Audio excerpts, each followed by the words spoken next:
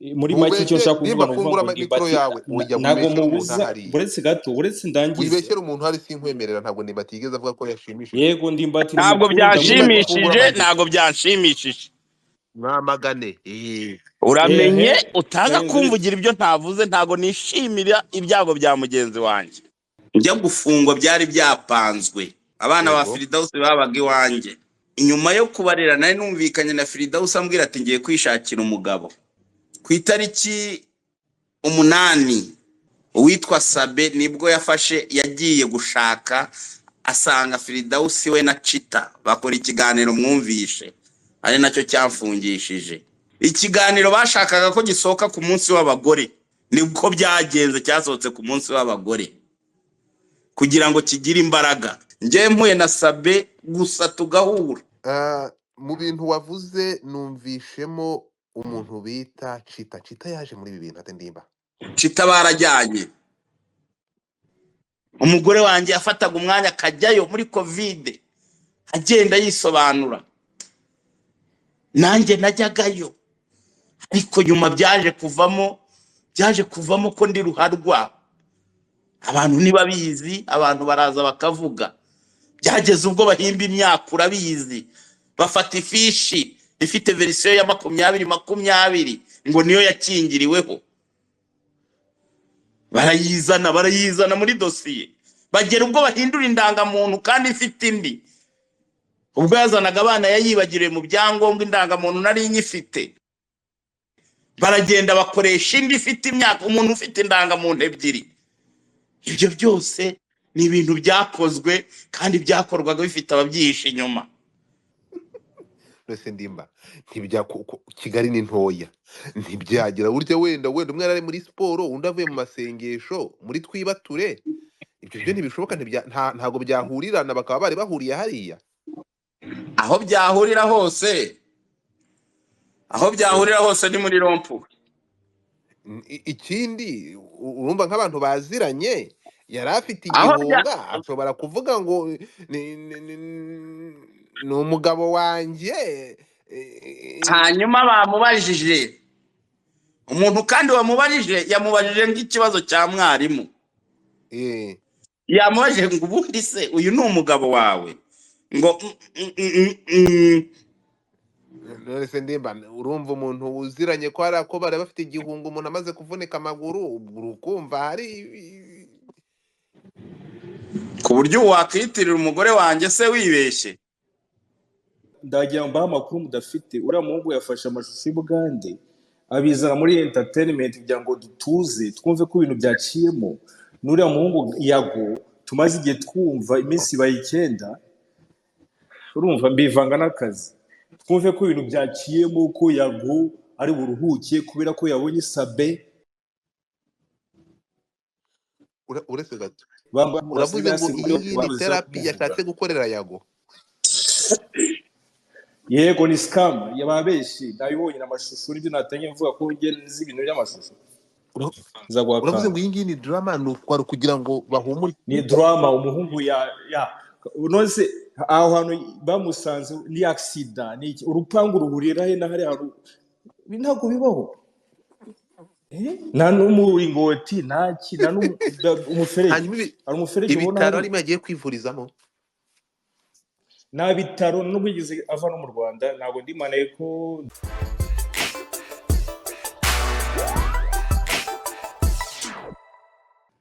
ndimba ubu ndakubona wiriwe neza amakuru amahoro y'Imana abane namwe twese hamwe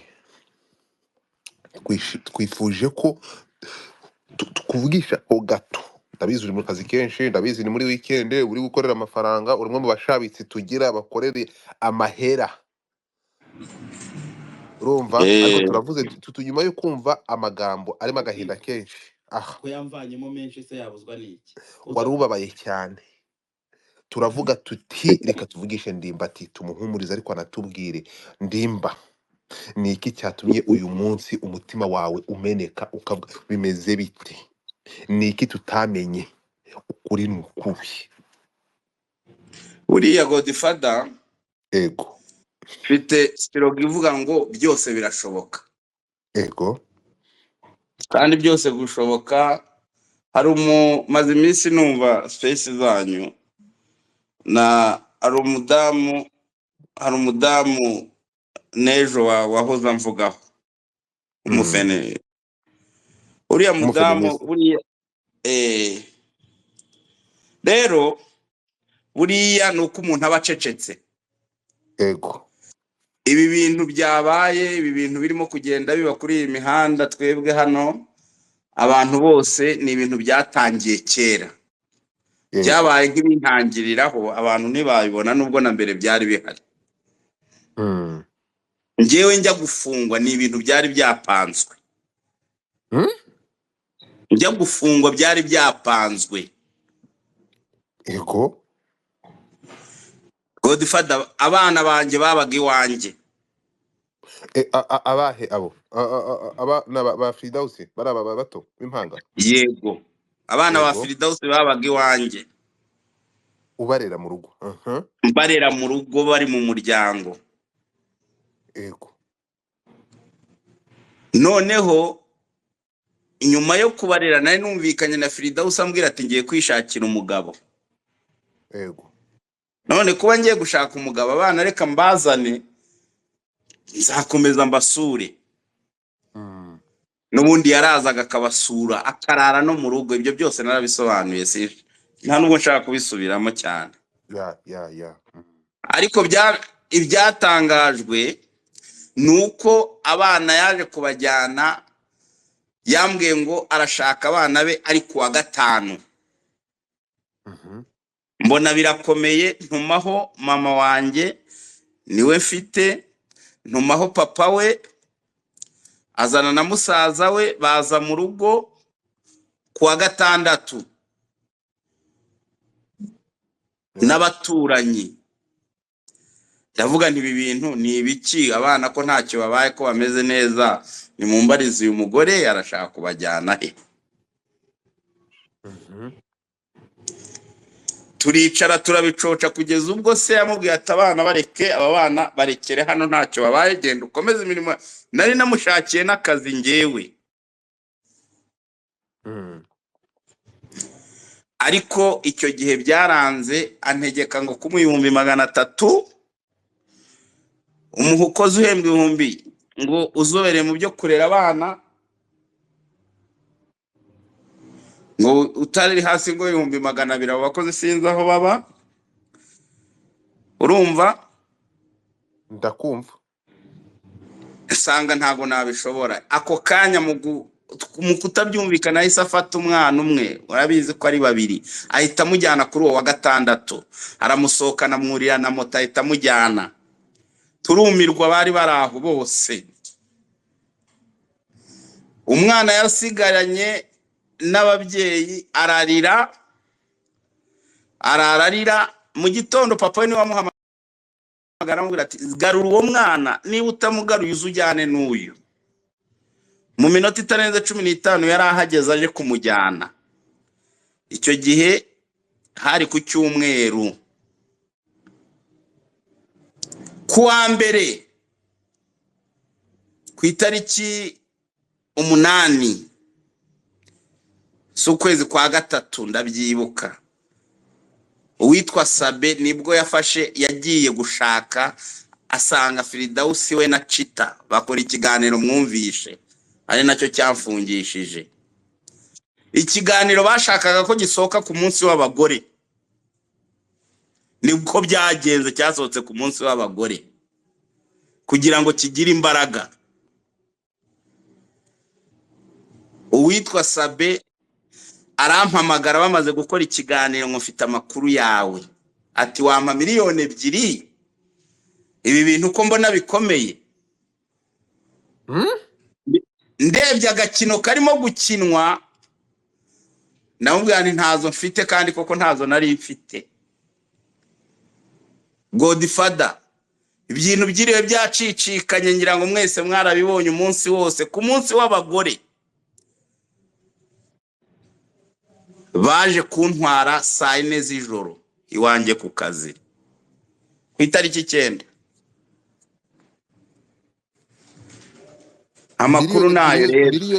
miliyoni ebyiri iyo zitangwa ntabwo nta hantu hari kujya.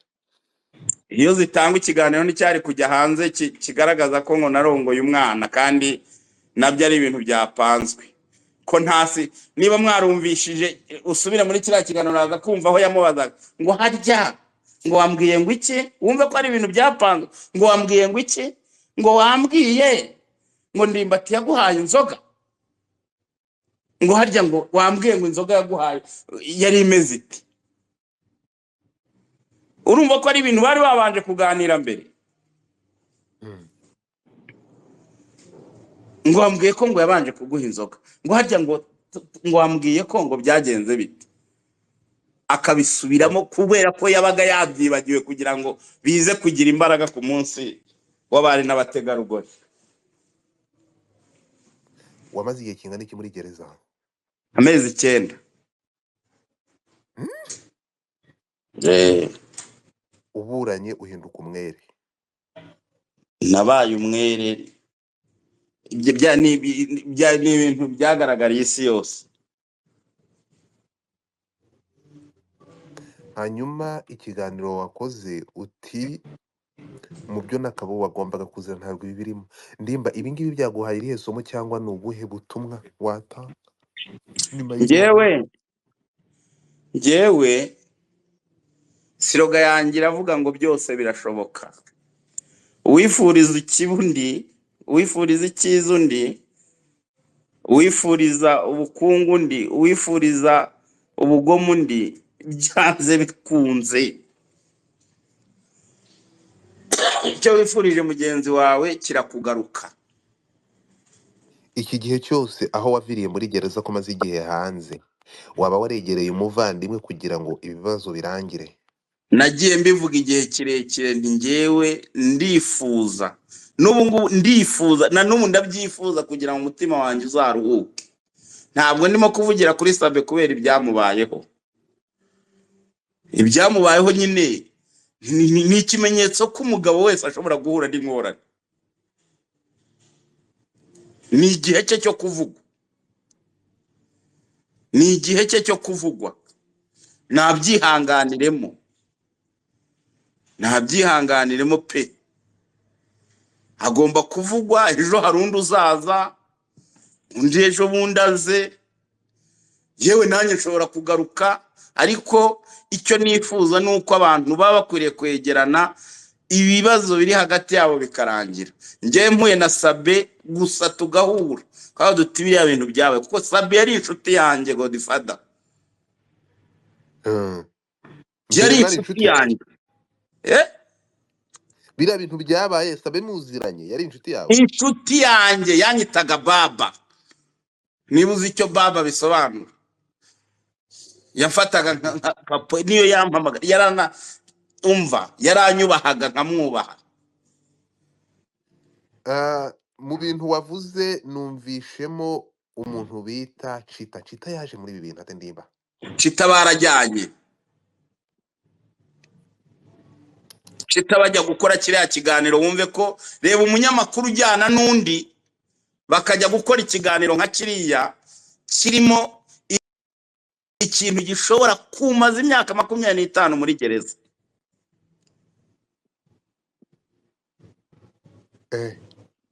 Kandi kigasohora umuntu umwe, ntibagisohore bose. Yaragiye kumufasha mikoro se cyangwa yaragiye kumufasha kamera ko batafite channel zitwa kibi?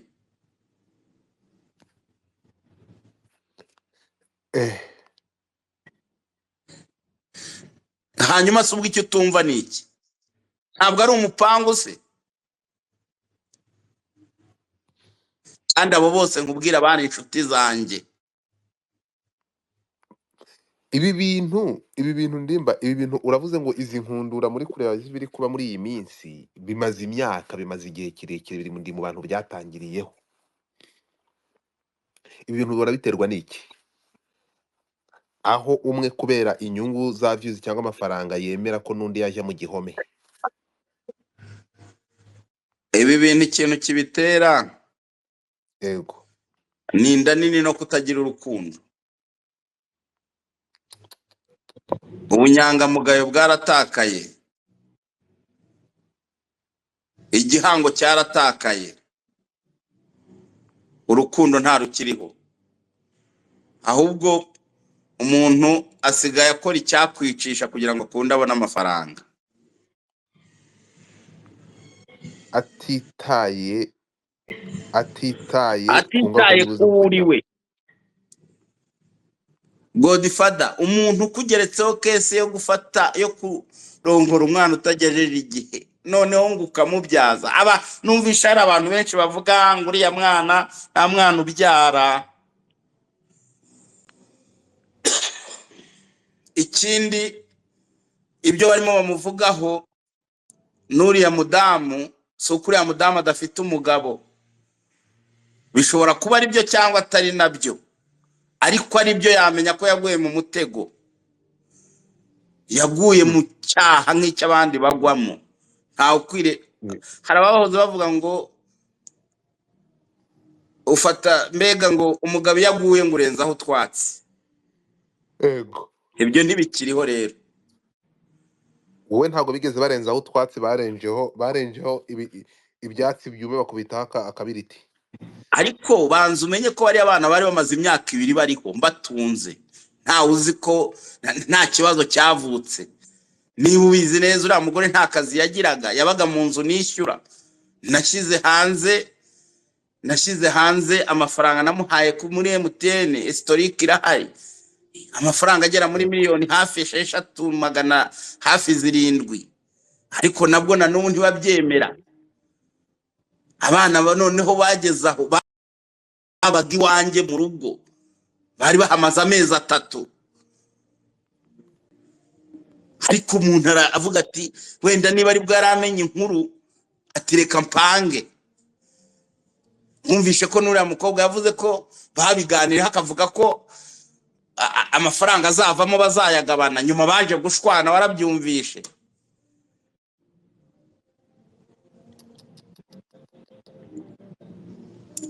Ndimba Umuntu byose kandi byanyuze mu rukiko, ntacyo ntavuze mu rukiko. Ibi ndimo mvuga n'ibyo nsubiramo, ariko ibyabaye nyuma n'ubundi bakomeje kunyataka. Cyore warafunguwe? Ntago wumvishe ukuntu banyatatse, kugera ubwo bageze n'ubwo n'uriya mukobwa nyita imbwa ku mugaragaro kuri YouTube. Warabaye umwere? Kavuga ko ndi imbwa. Warabaye umwere? Byarabaye ibyo byose byarabaye. Nk'ubu hari ikintu ushaka kuza gukora, abo bagore barengera abagore bagenzi babo, ugasanga nta nubwo bashaka. Ubu abana banjye bagiye muri Nyaruguru mu cyaro, aho bita Muganza ku ishyamba rya Nyungwe, ahantu badashobora kubona n'igikoma. Nyina yarabataye, yagiye muri Zambia gushaka umugabo. Ariko ubu ngubu ndamutse mvuze ngo ngiye kuzana abana banjye, induru yavuga. Kandi abana banjye bagomba kwiga, bagomba kubaho. Ariko yabajyanye mu cyaro Nyaruguru, zaperereze wumve muri uwo murenge. Komeza Ndimba. Makanya nurangiza. Love mute your nonsense Mike. Jesus. Komeza Ndimba. Rero ibyo byose ni ibintu ntarashyira ahagaragara. Bana banjye babayeho nabi, ariko ubu ubwiye nyina yajyaho akavuga aho ari muri Zambia yagiye gushakayo umugabo. Yagiye abimbwiye ko agiye gushaka umugabo. Ariko bashobora kwiyerurutsa. Yarabimbwiye ati ngiye mfite umugabo ushaka, ahubwo wamfasha tugashaka ibyangombwa n'abana nkabajyana. Nje naramubwiye nibanze ugereyo urebe uwo mugabo. Uwo mugabo utaragera aho utazi, ugezeho ugasanga ntawe wari wanjyaniye abana. Hanyuma nubona ari umugabo ushobora kugutunga, tuzabyumvikanaho. Abagabo nibo bumvikana. Ariko ubwo bwari uburyo bwo kugira ubwo ngende umuntu winjije wafata abana ngo ndabohereye baragiye. Nibishoboka. Godfather, twebwe dufite ibintu biturimo, dufite ibikomere biturimo, tuba twicecekeye. abantu bagiye badutera, naravuzwe urabizi, naratutswe, naraharabitswe. Iyo ntajya kugira umuryango mwiza, iyo ntajya kugira umugore mwiza ushyira mu gaciro, wumva ndi mayibobo. Ariko yandwanyeho kubera ko byose byabaga areba, byabaye abana bari iwanjye bafite, bamurara mu gituza bahetse. Ibyo byose byabaye abireba n'amaso yanjye, ariko abantu bajyagaho bakavuga umunwa gusa, bakavuga batazi ibyo bavuga.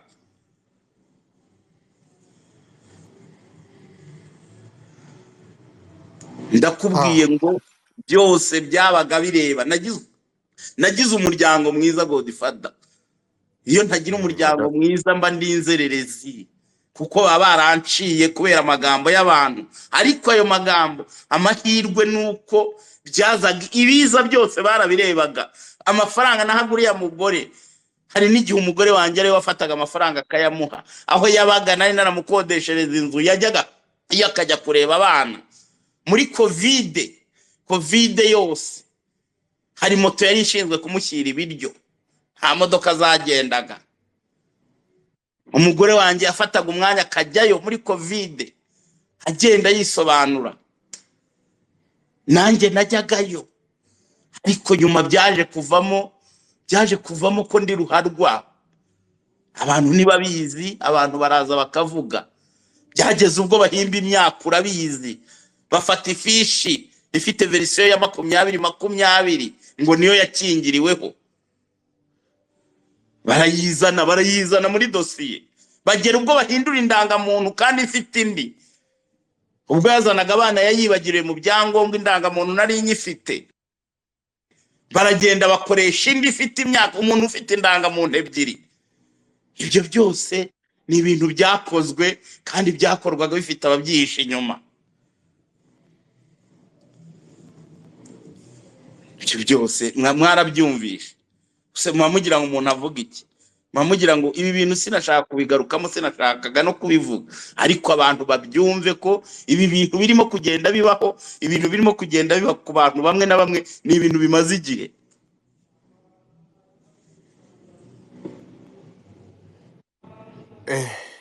Ndimba, niba ibi bintu bimaze igihe ukaba uri umwe muri byo, kubera iki mutabishyira nubivuze ngo ibyo umuntu umwe ntashaka kuvuga izina rye avuga birimo ukuri, yaba yarabikorewe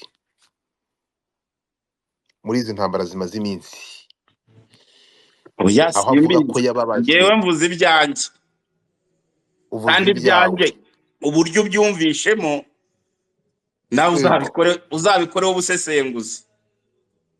Ubusesenguzi nakoraho ni ubuhe? Warahinduwe umwere n'urukiko? Hari Nyine ubusesenguzi burenze ibwo? ngewe nabaye umwere ubwo naregwaga, ubwo bifuzaga ko mara imyaka 25. Ubu ntabwo tuba tuvugana Godfather.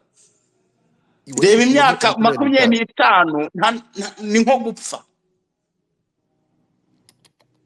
Abantu ngo barashaka kuzimya umuntu kunzimya. Ugaruke ku kiganiro cyakozwe. Mu kiganiro nabonye nako mu biri kuvuga uyu munsi, nuko icyo wazize icyagiye ku karubanda uyu munsi bivugwa, nimvuga ko biravugwa ko nta we not sure.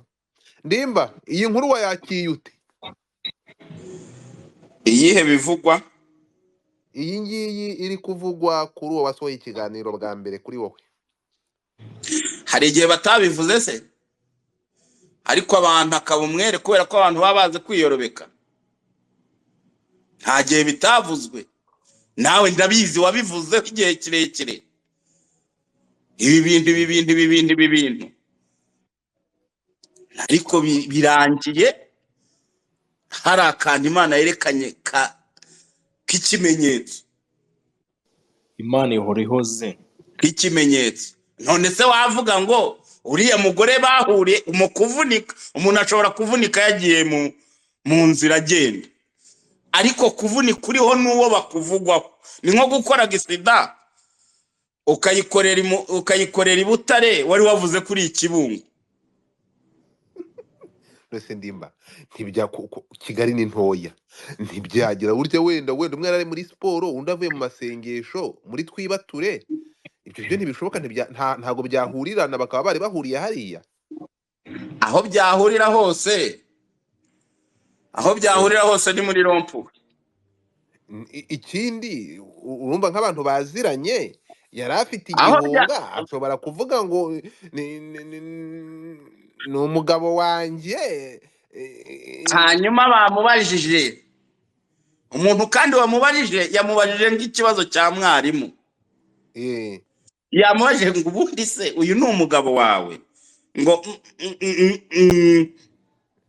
none se ndimba urumva umuntu uziranye ko hari ako bari bafite igihunga, umuntu amaze kuvunika amaguru urukumva hari ku buryo wakwitirira umugore wanjye se wibeshye. ariko bari bari mu gihunga kandi bari muri accident. Oya, ubu ngubu ni ukuvuga ko ubu ngubu ushobora kwiyitirira umugore wanjye muhuye umuntu akubajije muri kumwe, ukagira utya rwose ukibagirwa ko ari umugore atari wawe, ukavuga uti yego. Ese uriya ngirente ntiyaba yibeshye cyangwa wenda yumvishe nabi ndimba? Hanyuma se iyo mpanuka yo yaba yaturutse he? Se ndimba umuntu yabaye no muri siporo agatsikira. Wabonye se bari bambaye imyenda ya siporo?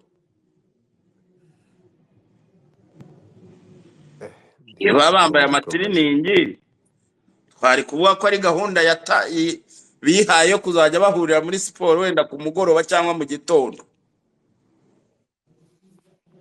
Biriya byagaragaje iki cyangwa biriya wabibonye ute? Uko nabibonye ni ya seroga yanjye imwe ivuga ngo byose birashoboka. Byose birashoboka. Okay, ndimba urakoze cyane. Aya masaha ndabizi uri mu kazi, naringize ngo ugire ikintu tubwira kuri ibi bintu, cyangwa kuko narabonye ikiganiro wari wakoze numva ntabwo bigize. Hanyuma umbwirira abavuga, umbwirira abantu bavuga, bari abantu bajye babanza bashishoze. Hano hanze hari ibibazo, hano hanze hari abantu babitse ibintu byinshi. Yego, nibumva umuntu rero ariko ibyo yarabitse ntibakamufate nk'umusazi.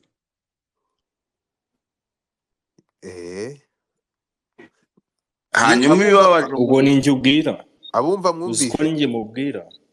nakubwiye mute kandi Rove ntabwo ndi bukumana wenda gusohora muri space ndimba cyane kuvuga. Can you mute your mic? Ndimba komeza utanga ubutumwa bwawe kuko abantu hano bari kugutega amatwi. Yewe nagira ngo ntanga ubutumwa buri muntu wese wenda uri kutwumva, nimureke twubakire ku rukundo kurusha kubakira ku cyo dupfa. Mureke twubake ubumwe. Umuntu wese ufite icyo yumva adahujeho na mugenzi we, ndagusabye egera abantu bagufashe kuguhuza na mugenzi wawe, cyangwa we utere intambwe mwihuze birangire, kuko byose birashoboka kandi isi ntisakaye. Ubwo butumwa nibwo natanga. Hano Kubakire ku rukundo. Okay, reka twumve hano hari kandi uko byagenda kose. Yego, uyu mudugudu, iyi si ni umudugudu tugomba kuyibanaho uko byagenda kose. Unkunde ntunkunde tugomba kuyibanaho, ariko icyiza nuko twayibanamo mu rukundo, tukubaka ibiteza bagenzi bacu imbere, nabo bakubaka ibiduteza imbere. Ibindi byose uriya uba ukwiriye kumenya ibyawe, kuko ntawe ugira ibibazo bye wenyine. Urangije ibibazo byawe wajya no mu bavandimwe, warangiza iby'abavandimwe ukajya mu baturanyi, warangiza iby'abaturanyi ukajya muri babyara bawe na bashiki bawe kwa mu yindi miryango. Ibyo bintu wazajya kubirangiza ushaje. hari ukagira icyo usiga ikintu umusotsi. hari ikintu cy'igihuha kiri kubaho urukumva ndimba ngereka nze ncyita Mm. igihuha urimo kumva yego byaravuzwe ariko umuntu kuba wenda hari ibyo bavuzweho cyangwa bafitanye ukuntu baziranye no kuba bashobora umuntu ashobora kubura agisida bari kumwe ibyo abantu babihuza bite n'uko bari bavuye mu mabi cyangwa bari bavuye mu bikorwa byo gucana inyuma ibyo bintu bihura bite? Biriya bintu iyo biba bari abantu batari basanzwe hari icyo bahuriyeho, Mhm. ntago biba byafashe ino ntera. Ariko kubera ko hari ibintu byabayeho Ego. mu gihe runaka, mu gihe cyashize, Mm. ni ukuvuga ngo ntago byari kugera, kuko n'ubundi amagisida aba ni menshi kandi akaba bari kumwe n'abandi bantu, ayo ntavugwa.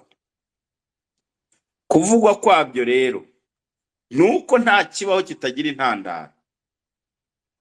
Mhm. Nta kibaho kidafite intandaro.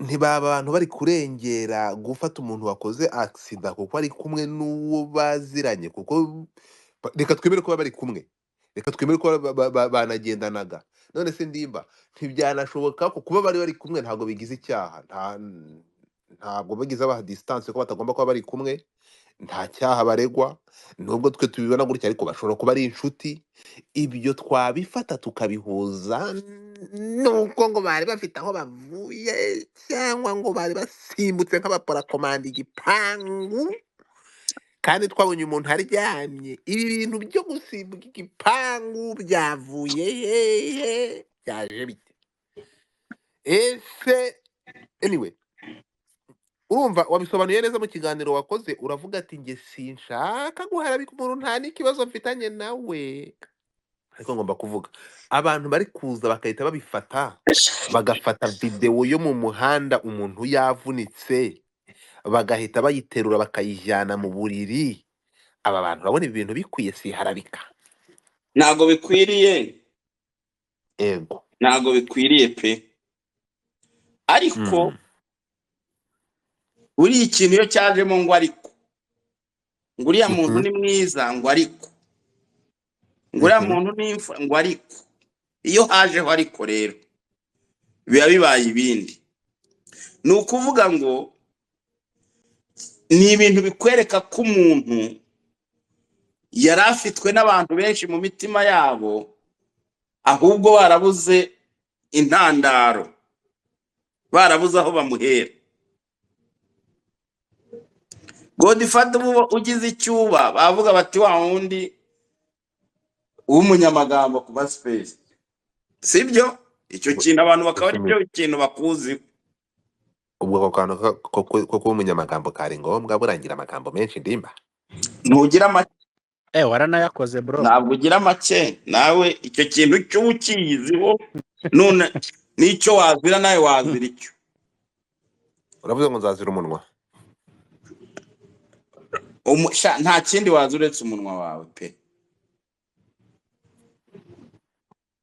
kuko nawe buriya uri mu bantu, Ndimba buriya nawe uri, ndiye mpwisa buriya nawe uri mu umunwa rero bantu, ntabwo uri mu bantu kugira ngo bakunda, uzire nawe buriya uri mu bantu bakunda byacitse. ariko buriya kugira ngo mvunike nzire Ariko igitsina nazira umunwa byacitse yawe igira umumaro. ariko niko gakaza. ariko ako kantu kuvuga ko nzazira umudomo kugira ngo nzire igitsina nazira umunwa wampaye iminota ibiri niko anyway kazi reka tuganire ndimba ati ndagushimiye niko kandi buriya kazi kuvuga nkwibutse ko kuvuga bituma umuntu aruhuka umutima ndimba ati njyewe ndagendera bitewe n'uburyo nubaha inzego zacu niba urukiko rwarakugize umwere urumva Godfather ndinde wo kubishidikanyaho cyangwa kubihakanaho niyo mpamvu aya masaha agahinda kawe abantu bakumve kuko ufite ingingo ikurengera wahinduwe umwere rero niyo mpamvu uri bugaragaza agahinda kawe reka twumve Sanjaki yari yamanitse hanyuma tuze kuri Love. Urakoze. urakoze genda ndavuga ibitekerezo byanjye na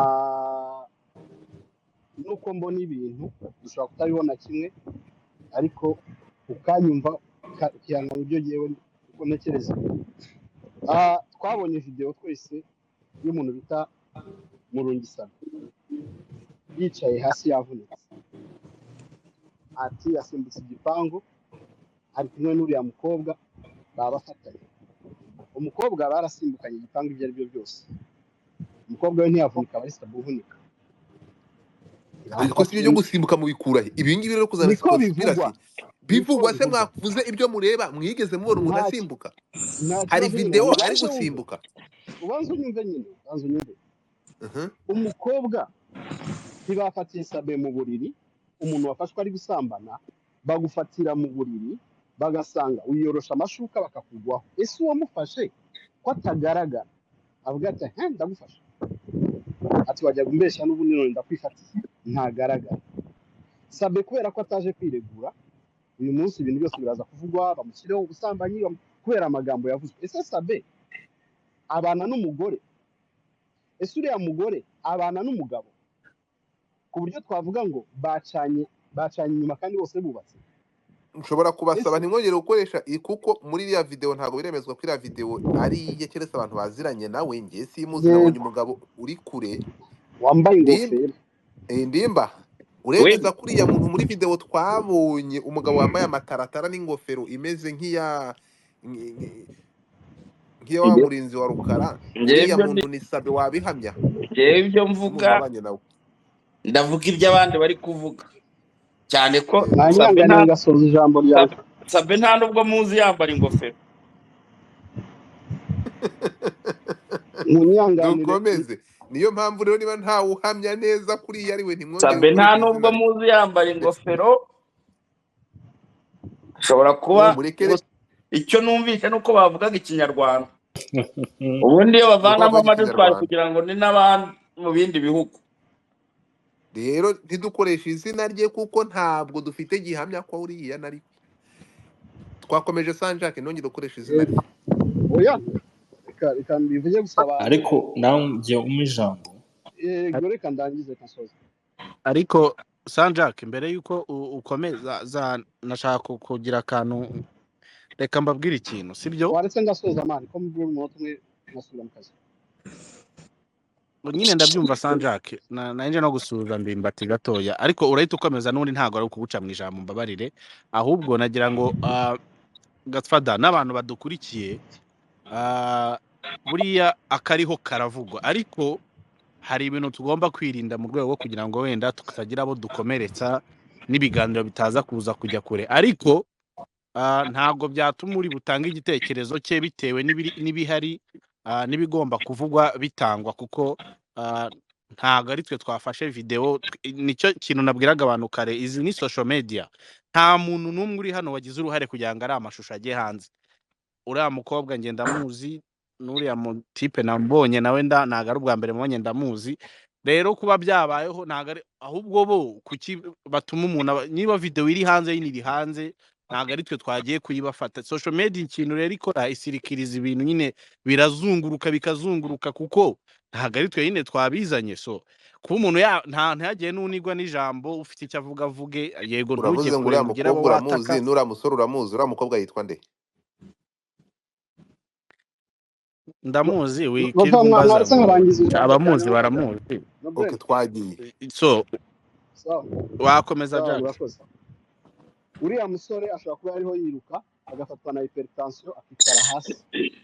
Umuntu wa mbere, ibyo ni ibitekerezo byanjye, akaba yakwitabaza umuntu w'inshuti imuri hafi, ari uriya mukobwa twabonye niba bahora ari inshuti, akaba ari umugeraho wa mbere. Ibyo ni ibitekerezo byanjye uko nanjye nimagine ibintu, kuko njye nta kintu cyanyemeza ko bari keretse unzane video abantu bari mu buriri ukabata ndabafasha, cyangwa ukanyereka bari gusimbuka igipangu. Ariko usanze abantu mu muhanda ufashe video ngo ugahita utangira guhimba ngo byageze kutwereka nta proof nta cyabaye. Video ishobora kubaho, umuntu ashobora kugwa, umuntu ashobora kuba yagize, niba uwo muvandimwe reka tureke kuvuga izina rye ngo bari bafite ikibazo n'umugore batari kumwe, akaba umuntu yihutira kwitabaza wa mbere ari inshuti yiwe imuri hafi ari uriya mukobwa, ni ireshano riba ryabayemo ku buryo twakumva ngo umuntu batafatiye mu buriri batafatiye mu mashuka ugahita uvuga ngo bari bavuye ngo gukora ibi kamere hari igihe ducanira umuriro ku bintu bidafite proof bidafite na sanse murakoze. twagiye na Grace umusore. Mhm. erega abantu buririra ku cyari gihari. ntabwo ndimbati Mu- mumugira ndimbati mujye ataba muvugisha ukuri, mujye mugira abantu bajye basobanukirwa. Ntabwo uriya none se abatabaje ni umuntu umwe, si benshi. Ntabwo ari umuntu umwe watabaje, ahubwo abantu bakunda kuririra ku cyabaye cyangwa ku cyari gihari, bakacyita cyo cyangwa bakakirema kitari cyo. Aho abantu banabyumve neza.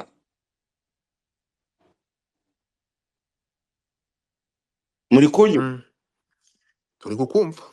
Rero impamvu bavuga bariya abantu bombi nuko hari n'ikindi gihe nibyo n'ubundi ni nk'uko icyo gihe umuntu kindi ku ashobora bantu gusanga batabizi byagenze gute kugira ni ngo nk'uko umuntu dushyire ashobora nk'umuco. gusanga umwe ari kunyagirwa. Bose barabizi babikurikirane babimenye. Oya Sinshaka wadufasha waduha kubijyamo, headline. Ntabwo ari ukubijyamo ntabwo ariko biraza nshaka kubijyamo kudufasha. kuko ntabwo bariya bantu bavuzwe none ahangaha. Uwitwa Ntabwo ari ubwa mbere Clara se. yarabivuze. Uwitwa Clara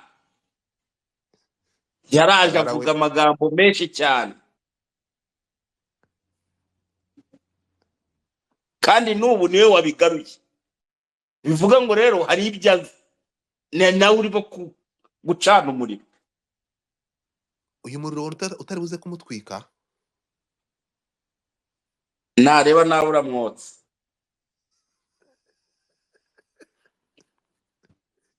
hari analyse nakoze Godfather ubyibuke Okay, fata ijambo Brava hanyuma akurikireho umusore wirwanya. analyse nakoze kubera ko ndi umufilmmaker maze imyaka 15 no mu Rwanda Ibyo wakoze baranzi. ntabwo bitureba hano. Ibyo wakoze nta kintu biza kudufasha muri Yego iki ndakomeza ariko mu wowe gufilima ze ufilima abantu bari kuvunika hano se urayari muri shooting urakubaza. ya ariko Uriya yari ndimbati kuri set yari namuvuze kuri neza set. mu nshuti Uti? ndimbati yaragowe buretse dukomeze Godfather ngufata nk'umuvandimwe Uranzi se? ndimbati yaragowe sindi Umfata nk'umuvandimwe utanzi. nicyo kibabaje Uya n'uburyarya. ariko nzakubona tu Imyaka ningufata umaze 15 muri filmmaker bihuriye hehe n'ikibazo turimo? ya aho bihuriye no kuriya mugabo ndajya mbabwire na ndimbata byumve neza kuko byarambabaje bya ndimbata baza byumve uriya mugabo yakoze ibintu bya Bobby Wine w'Uganda Jose Chameleone aho bafata yamye ntuyibintu ubeshya. yego uriya opposition Okay. yakoze opposition yavuye muri douche muranyanganira fresher Ahubwo natubwira n'ibyo wambariyeho. Ariko se bite byawe urahuza uyu mugabo ni gatiki. Okay, twagiye. hanyuma buretse gato bari kunyumva baranzi na Gasana nyumve neza Bobby Wine ejo bundi bamurashe amaguru sibyo Ego. noneho uriya ndagira mbaha amakuru mudafite uriya muhungu yafashe amashusho y'Ubugande abizana muri entertainment kugira ngo dutuze twumve ko ibintu byaciyemo n'uriya muhungu Yago tumaze igihe twumva iminsi ibaye 9 urumva mbivanga n'akazi twumve ko ibintu byaciyemo ko Yago ari buruhuke kubera ko yabonye Sabe Uretse gato. Uravuze ngo iyi ni therapy yashatse gukorera Yago. yego ni scam yababeshi nabibonye n'amashusho n'ibyo natangiye mvuga ko ngene nzi ibintu by'amashusho Claire Aranzi ari umwana ntavuga izina gusa kandi Claire afite ubusesenguzi bwiza cyane byo tuzana Claire 2010 ndi mu Rwanda Uretse gato tugende gake.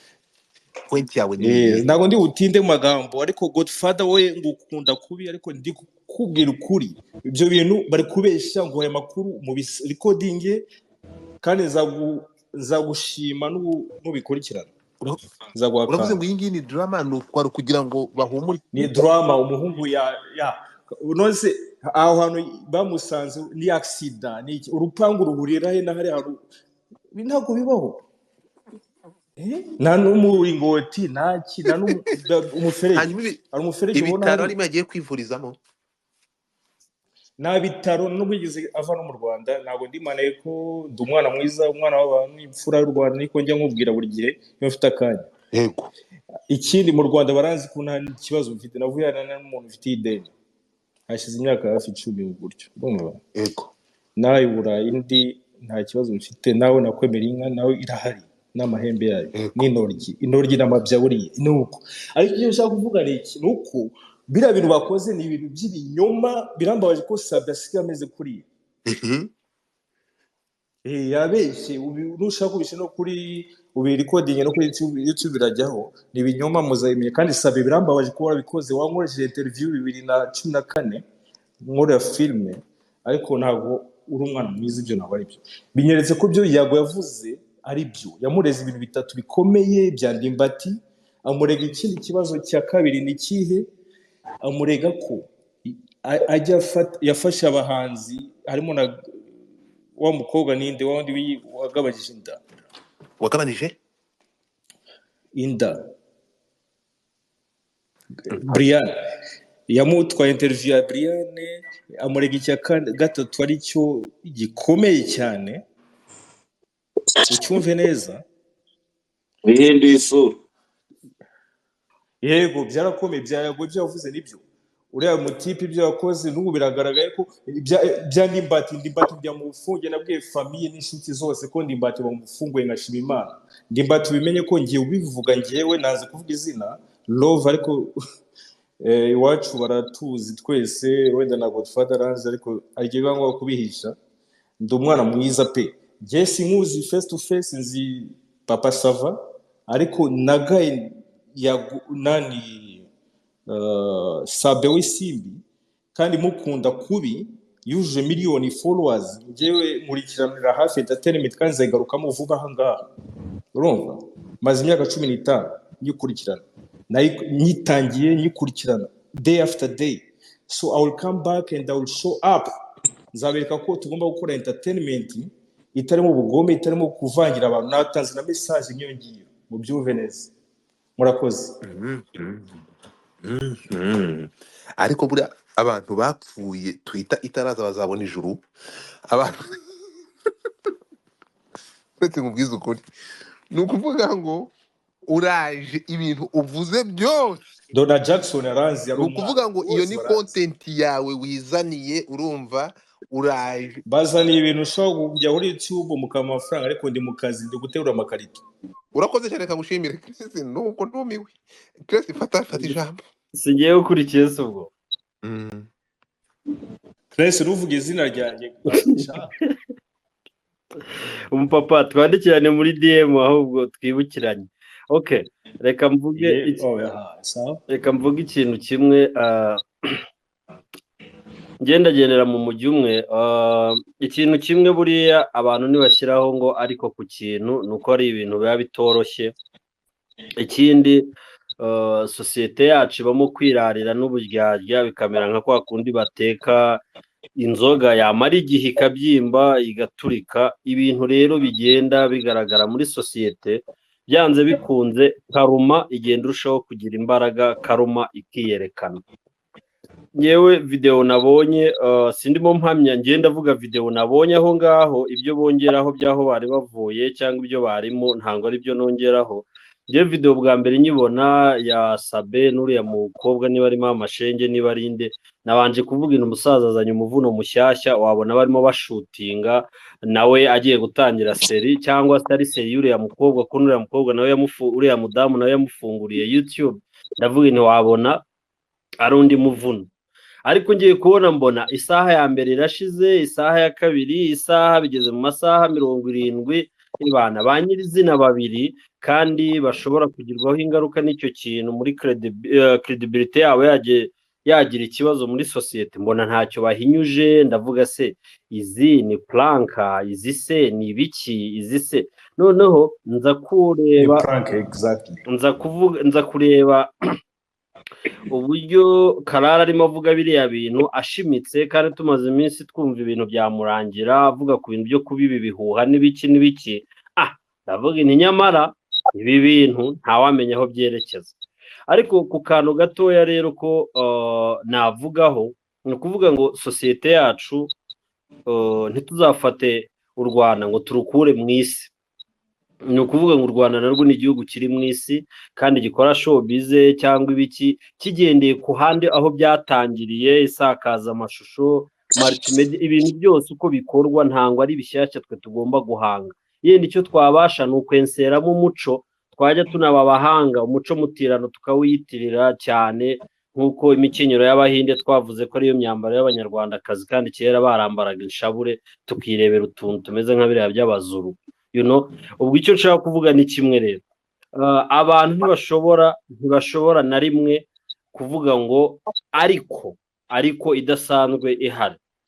Uriya mupapa ntabwo ari umuntu woroshye nawe mu bintu by'ihangana muri showbiz, mu bintu by'iki, ngira ngo ubonye ibyumweru 2 bishize abantu bashyiraho title yashyiraga ku nkuru acyandikira ibinyamakuru bimwe, ariko nge ikintu mwibukiraho nabonye n'amaso ku maso ni igihe rimwe hari igikorwa cya Guma Guma Superstar, sindimo nibuka ngo ni ya kangahe ikomeye aho yari yabereye, sindi bujye muri detail, ariko umujene ngo kuko yazaga ahagarara igitangazamakuru cye gikomeye ngo hishyuwe ibitangazamakuru, ngo abanyamakuru ntibishyuwe ngo ba branding, abanyamakuru babaga bambaye imyenda ya Primus. Ibyo bintu ba Nobrena, Bandimbati, ngira ngo n'abandi bantu bashobora kuba babizi. Umujene yaragiye ahantu byatangiriye aho abantu banyweraga mu mwanya wo kwaka icyo kunywa cya Bralirwa, umujene komandiri cya Skol birahwiriswa.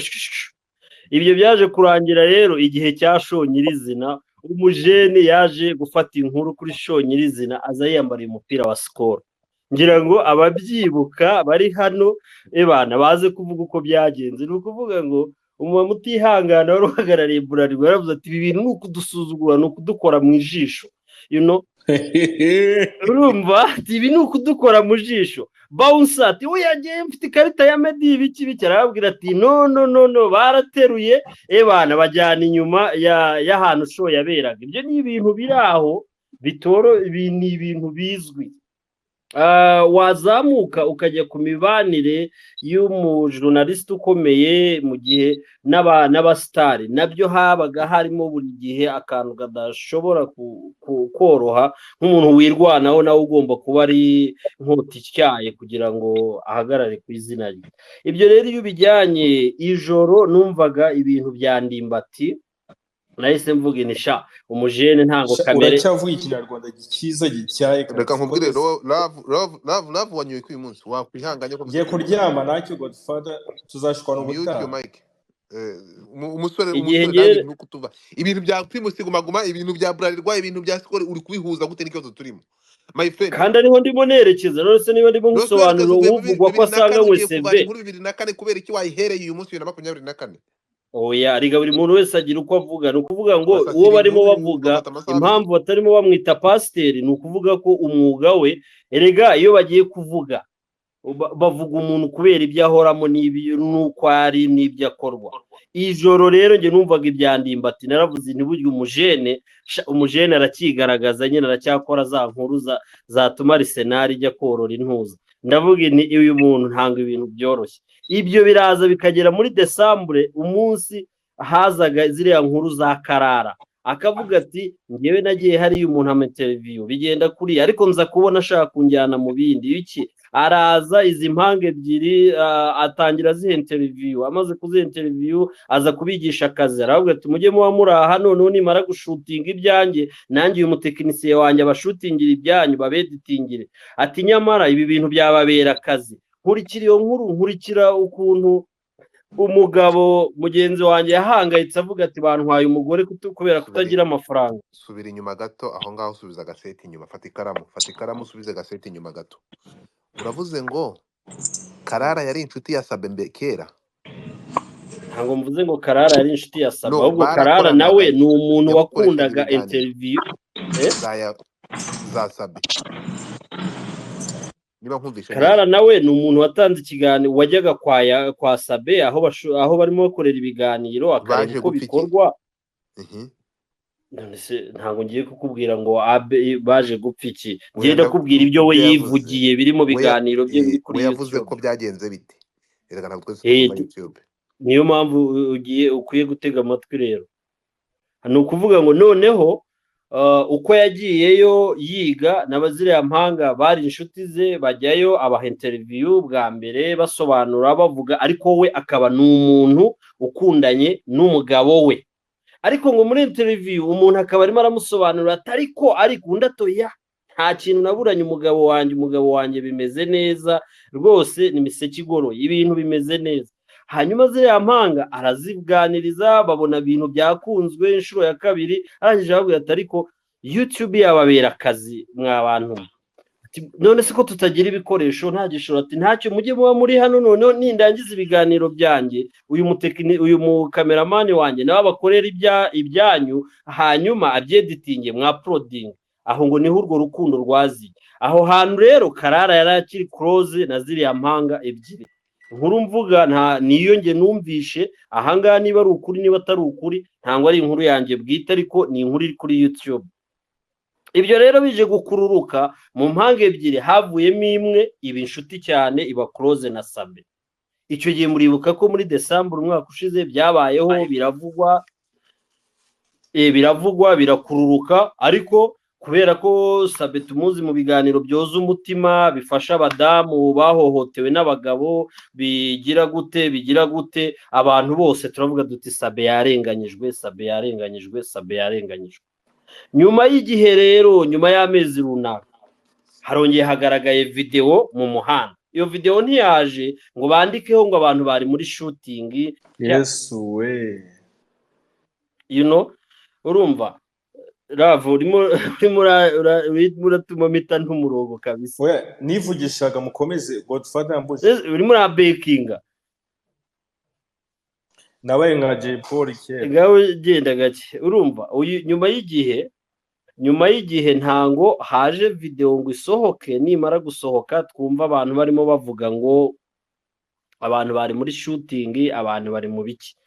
Ngira ngo no mu byiro bisirikira hari abarimo bavuga ko hari izindi video zitarajya hanze kandi ziriya video ngo nta nubwo ari izo mu minsi birishiza ahubwo ngo nibyo mu matariki 30 y'ukwezi kurangiye cyangwa mbere yuko tubona ryatangazwa. Bivuga ngo rero tutagiye mu bintu ngo byarumazi niki igihe uruhande rurimo ruvugwa rutarahakana biriya bintu ngo rutange na fact turakomeza tubona inkuru kandi turakomeza twibwire cyangwa twibeshye ko ibyo turimo twumva ari byo.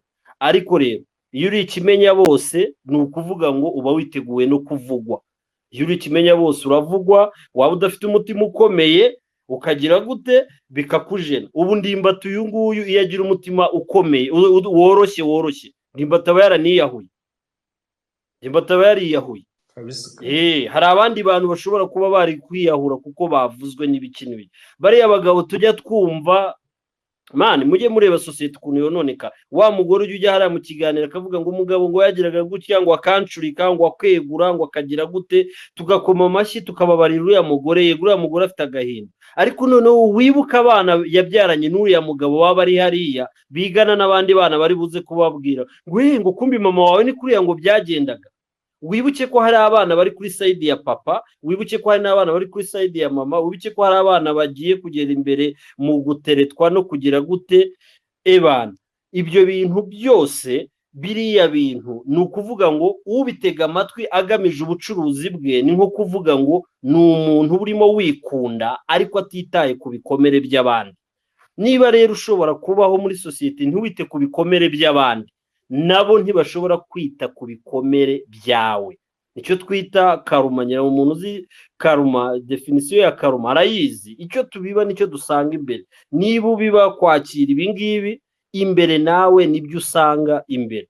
Nonaha rero niki turi buvuga ni ukuvuga ngo nta nubwo ibi bintu bigiye kurangira kubera ko tumaze kubona ko niba kimwe kije kikarebwa cyane kikazamura CPM za YouTube kikongera ubucuruzi kikagira gute n'ibindi tutazi biraza kujya hariya.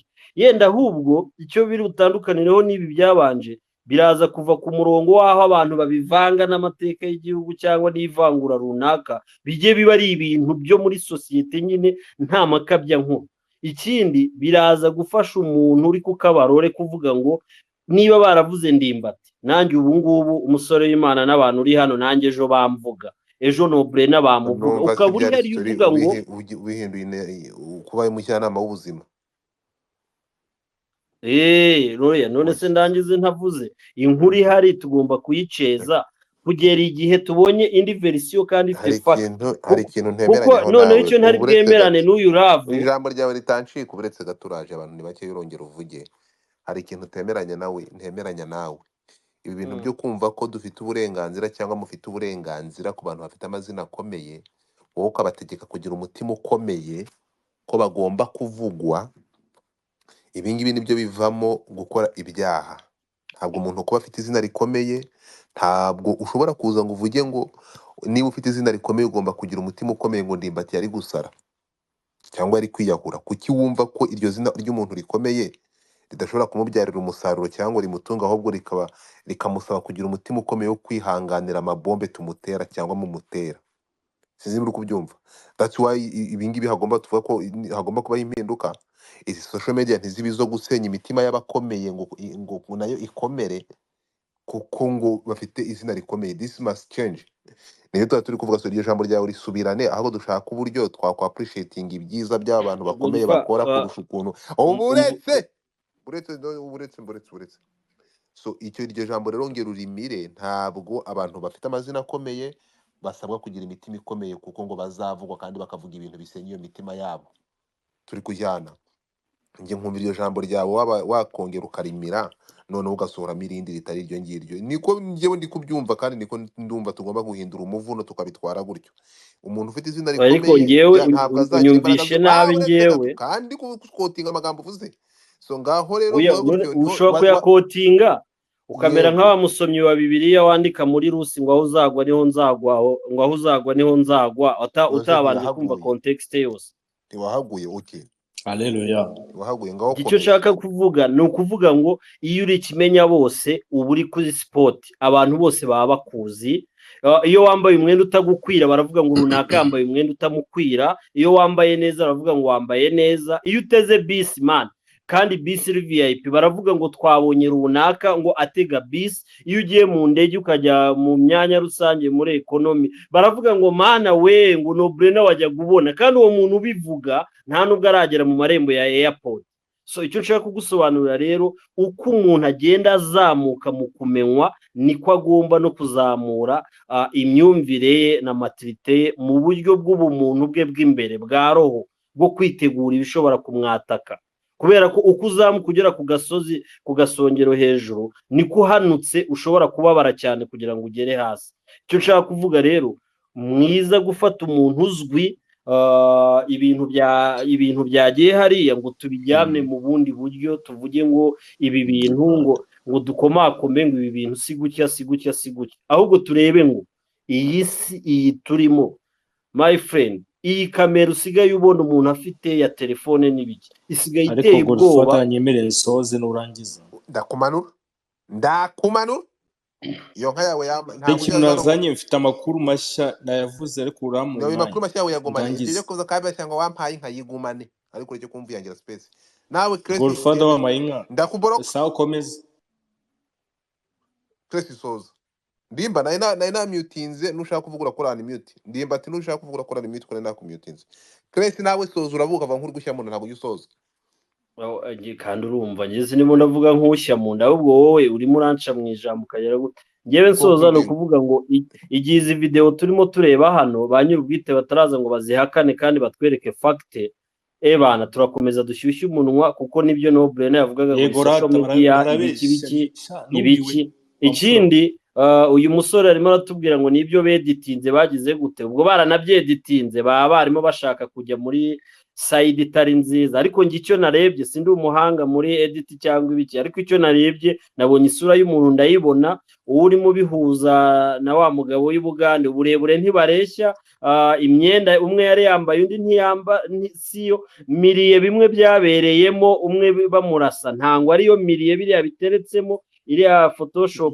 green screen baba bagiyeho yabiteye ubwoba murakoze cyane muzambwira mu biri coding gusa Dova amakuru mashyashya uzanye nayahe mbere amakuru mashyashya we avuze uko abyumva Chris tuziranye 2010 mu Rwanda dukina ibintu by'amafilme yaje ariko icyo nshaka kuvuga Godfather ukunda ko nihuta nuko nari bubitindemo bya ndimbati byababaje abanyarwanda bose, ntabwo njya mvangura, urabizi, ariko byarababaje abantu batandukanye bazi ikinyarwanda ndetse, ariko ubu ngubu ndimbati yahoze avuga ko byamushimishije kuri uriya muhungu, byagenze kuriya. nibyo se muri make icyo ubeshye nshaka kuvuga nimba ni fungura ukuvuga ngo mikoro ndimbati yawe ujya ntabwo wibeshyera umuntu mubuza, ahari uretse gato, uretse ndangize. wibeshyera umuntu ahari sinkwemerera, ntabwo ndimbati yigeze avuga ko yashimishije. yego ndimbati ni ntabwo mukuru, ndimbati ndamwubaha. fungura byanshimishije, mayike ntabwo byanshimishije.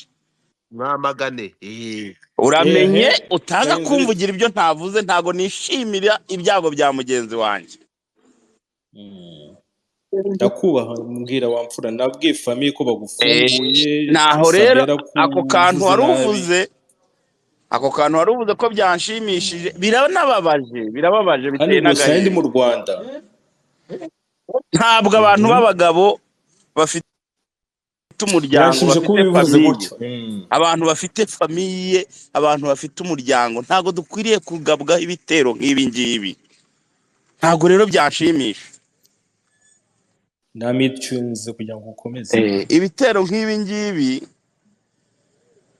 ibitero nk'ibi ngibi ni ibitero bibi cyane. Banza wemere ko ibi bitero tuba tugabwaho, tuba dufite abandi bantu bari inyuma yacu kandi bakuru bumva. iki ngiki ninde ukiri inyuma ndimba Ukiri inyuma ni mwe mwese. tuzabafasha ari amavideo Ukiri inyuma. yego, ariko aricyo nshaka ariko reka nsoze. ndimbati akomeza, arakoze cyane kuba avuze ko uriya atashimishijwe n'uko mugenzi we yagize ikibazo. Ntabwo nashimishwa na mugenzi wanjye ko yabwabweho ihurihuze igitero. nuko baca umugani. ariko icyo nshaka kuvuga ni uko iriya video atariyo. yego urakoze, reka ndangize. urakoze nawe Iriya video ibaye itariyo, w'umufilmmaker wakoze amahugurwa henshi Paris mu Bwongereza nahe. biriya video ntabwo ari byo, birababaje cyane, biriya bintu ntibibaho, kandi simfite amagambo menshi nabirenzaho. wavuze menshi kurusha uko ubitekereza. ndimba waravuze ngo iriya video n'icyo iriya navuga video nta kindi. umuvandimwe aravuze ngo ntabwo ariyo. Bishobora duteze imbere u Rwanda rufite reka mwibarize. murakoze cyane. Reka buretse kugenda, iriya video ishobora kuba itariyo, ariko iriya video yaba yaje turutse he? Ni iyihe mpamvu yaba yakozwe iriya video? Hakozwe wenda iriya puranka cyangwa hakakorwa, ni iyihe mpamvu? iriya video ukuntu bimeze, iriya prank cyangwa se video nimba turabizi, nakubwiye na Papa Sava bose baranzi. wowe tutaziranye urebye iriya video icyo bisobanura, uvuga ngo sinya niyemera. uvuga ngo iriya video icyo bisobanura, uvuga ngo yabonye uriya muhungu Bobi Wine ibyo yakoze, bamurasa ngo bamurashe amaguru, bakojeje cya tiya gaze nabwo yakozwe nande nubwo yisha abantu. noneho tubibone Bugande barabyiganye, ntimwamenye ibyabaye. biganye iriya shusho y'Ubugande na Cres ubyumve waza ubivuga. biganye iriya shusho y'Ubugande n'abanyamakuru nka Jackson arabiziho yakoze, yabibonye arabyigana n'umuhanga, aravuga ati reka mbikore gutya, mutuze mumenye ko Yago yashaka ko agwa hasi, aramubonye agwa hasi. ni filozofi. Yago yabonye umutipe agwa hasi bita Sabe ufite miliyoni imwe. iriya video yakozwe nande? kandi Godfather, uwumva ibyo mvuga ujye umpamagara wasesenguza, ariko nta mafaranga yawe nshaka. noneho abonye agwa hasi, ikintu cyabaye kuri Yago, yishimye kuba uriya muhungu yaguye hasi, natwe twatuje. uyu musesenguzi araha. ndimba Yes. ibintu umuntu ari kuvuga uri kubyumva ra? Njyewe kugeza ubu iyo video yaba yakozwe nande kugira ngo bigende kuri iki? ni nyir'ubwite wayikoreye? Ni nyir'ubwite waba wayikoze? Ni Yago barimo kuvuga? Ninde waba wayikoze kugira ngo ibintu bijye bikunde bimere kuri? Ese haba hagamijwe iki? Ibyo nabyo tubyibaza.